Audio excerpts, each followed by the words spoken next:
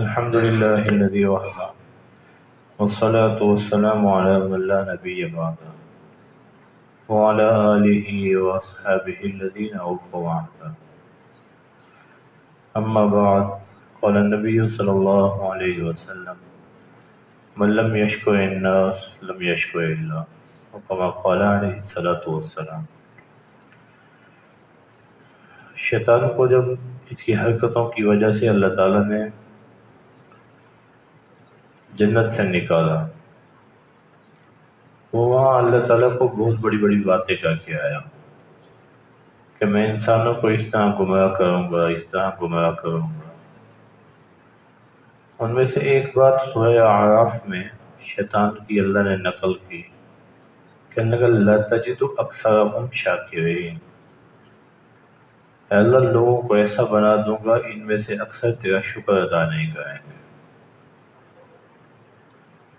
نعمتوں کی ناشکری کرنا یہ شیطان کا مشن ہے، اور نعمتوں کی شکر گزاری یہ شیطان کو شکست ہے.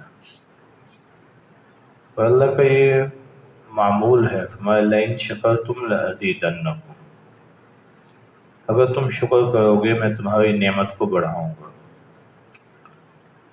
اس لیے دوسری جگہ فرمایا ما یفعل اللہ بعذابکم ان شکرتم وآمنتم، اگر تم اللہ کا شکر ادا کرنے والے بندے بنو اور اللہ پر ایمان لے آؤ تو اللہ تمہیں عذاب دے کے کیا کریں گے؟ اللہ تو نہیں چاہتے کہ میں اپنے بندے کو عذاب دوں. تو یہ شکر گزاری جو ہے یہ اللہ کے عذاب سے بچانے والی چیز ہے. لیکن اللہ کے شکر کی توفیق اس کو ہوتی ہے، حضور نے فرمایا من لم یشکر الناس لم یشکر اللہ، جو آدمی لوگوں کا شکر ادا نہیں کرتا اس کو اللہ کے شکر ادا کرنے کی بھی توفیق نہیں ہوتی. یہ ترتیب ہے. اب ہم نے رمضان میں عبادات کی، روزے رکھے، افطاری ہے، سحری ہے، یہ ہمارا کوئی کمال نہیں ہے. ہماری خواتین نے بڑی محنت کی، ہمیں وقت پہ سحری دی، وقت پہ افطاری دی. ہم یہاں جماعت میں بھی فجر میں بھی آتے رہ گئے، مغرب میں بھی آتے رہ گئے. پچھلے سال ایک دن اچانک گیس غائب ہو گئی صبح سحری کے وقت، تو میں گیا یہاں پراٹھے لینے دکان پہ، وہاں اتنا رش لگا ہوا تھا، ان کے پاس آٹا ختم ہو گیا، اس کے پاس بھاگ، اس کے پاس بھاگ.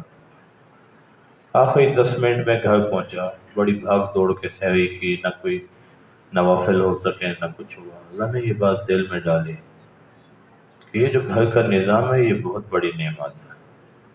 ہمیں صبح صبح اٹھ کے بھاگ دوڑ کرنی پڑتی سحری کے لیے، تو نہ نوافل ہو سکتے نہ تلاوت ہو سکتی. یہ ساری نعمتیں، یہ ساری نیکیاں جاتی رہتی.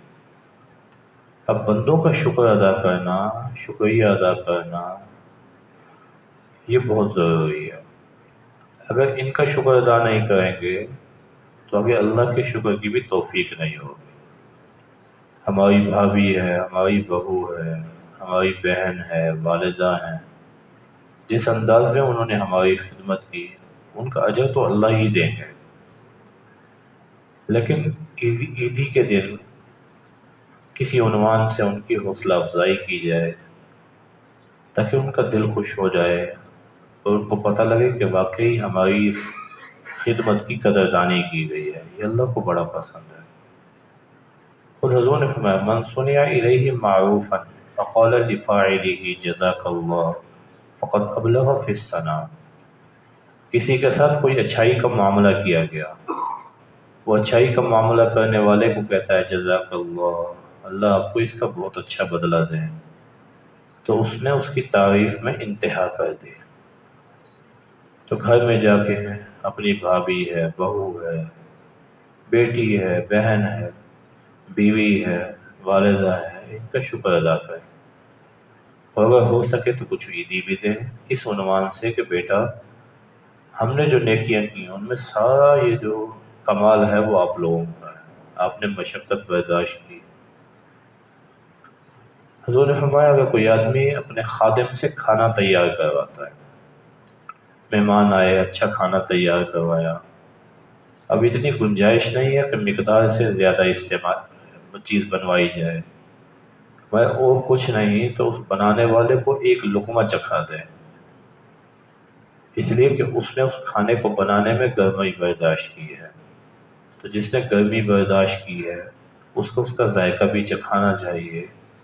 یعنی اس حد تک لوگوں کی قدردانی کی آپ نے تعلیم دی ہے کہ اور کچھ نہیں بنتا نا، جس نے کھانا بنایا ایک لقمہ تو اس کو چکھا دو نا۔ اس کے حالانکہ خادم جو ہوتا ہے وہ تو معاوضہ لے رہا ہوتا ہے، اور آپ نے اس کو رکھا بھی اسی کام کے لیے ہوتا ہے کہ وہ کھانا بنائے یا آپ کی خدمت کرے، لیکن فرمایا کہ ساتھ ساتھ اس کو اس کی حوصلہ افزائی کر دو تاکہ وہ خوش ہو جائے۔ تو گھر کی جو خواتین ہیں وہ تو بغیر معاوضے کے کام کر رہی ہیں، یہ تو اللہ کا ایک نظام ہے جس نے جکڑا ہوا ہے، مرد ان کے لیے کما رہا ہے، وہ مرد کے لیے کما رہی ہیں، محنت کر رہی ہیں۔ تو ایک دوسرے کی شکر گزاری جو ہے یہ بہت ضروری ہے۔ پھر عید الفطر جو ہے نبی کریم صلی اللہ علیہ وسلم کا ماحول یہ ہے کہ آپ عیدگاہ میں آنے سے پہلے کوئی میٹھی چیز تناول فرماتے تھے جو دستیاب ہو جائے، 2 کھجوریں بھی دستیاب ہو جائیں کافی ہیں، یہ مستحب ہے، اللہ اور اس کے نبی کو یہ پسند ہے۔ پھر عید کے لیے اہتمام سے آنا، خوشبو لگانا، اچھا لباس پہننا، نہا دھو کے آنا، مسواک کرنا، یہ ساری نبی کریم صلی اللہ علیہ وسلم کی سنتیں ہیں۔ پھر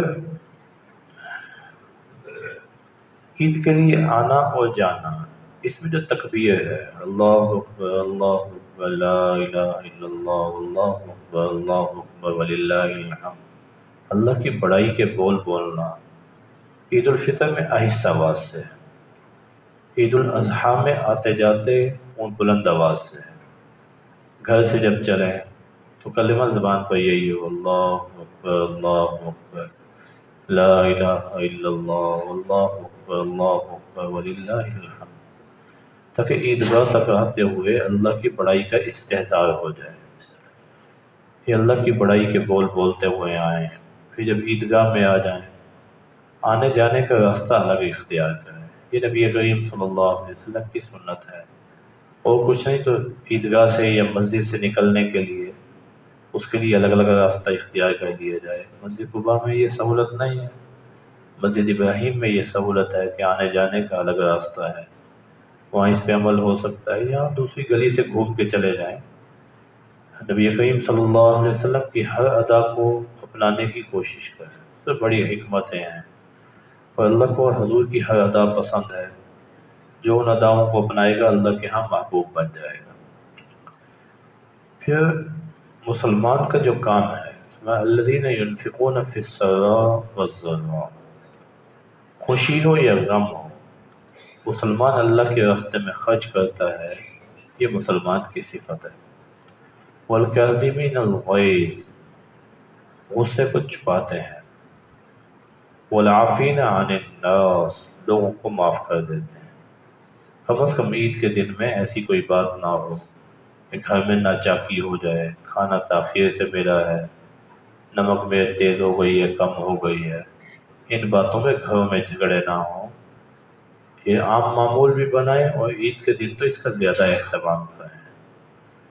اور انفاق میں سب سے بہتر اس دن کا جو عمل ہے وہ صدقہ فطر ہے، کسی نے ادا نہیں کیا تو بھائی ادا کر لیں۔ پچھلے سال کئی لوگوں نے عید الاضحیٰ کے قریب جا کے صدقہ فطر ادا کیا، جب بھی ادا کیا جائے گا ہوگا ادائی، قضا نہیں ہوگا، لیکن اتنی تاخیر کرنا یہ بالکل مناسب نہیں ہے، یہ تو موقع کی عبادت ہے، اس کو اسی وقت ہی کرنا چاہیے، تاخیر نہیں کرنی چاہیے۔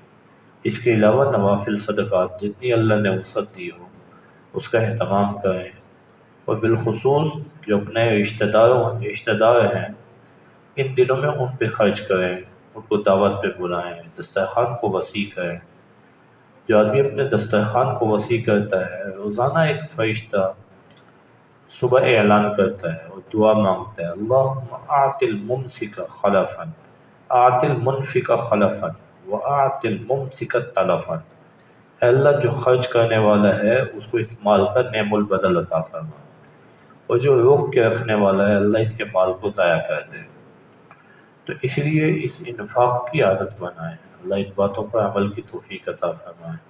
وآخر دعوانا الحمدللہ رب العالمین، الحمدللہ رب العالمین، والعاقبۃ للمتقین، والصلاة والسلام علی خیر خلقہ محمد وعلی آلہ وأصحابہ اجمعین۔ ربنا ظلمنا أنفسنا وإن لم تغفر لنا وترحمنا لنكونن من الخاسرين۔ ربنا آتنا في الدنيا حسنة وفي الآخرة حسنة وقنا عذاب النار وقنا عذاب القبر وقنا عذاب الحشر وقنا عذاب الميزان۔ اللهم إنا نسألك الهدى والتقى والعفاف والغنى، اللهم إنا نسألك العفو والعافية والمعافاة الدائمة في الدين۔ صلی اللہ تعالی علی خیر خلق محمد وعلی آلہ وصحبہ اجمعین۔ فلسطین کے مسلمانوں کی حمایت کے لیے اسرائیلی مصنوعات کا بائیکاٹ جاری رکھیں۔ کہیں ایسا نہ ہو کہ ہم اپنی عید کی خوشیاں مناتے ہوئے اپنے بھائیوں کے خون میں ہاتھ رنگ بیٹھیں۔ کبھی بھی عید کی خوشیوں میں اتنے آگے نہ بڑھ جائیں کہ اسرائیلی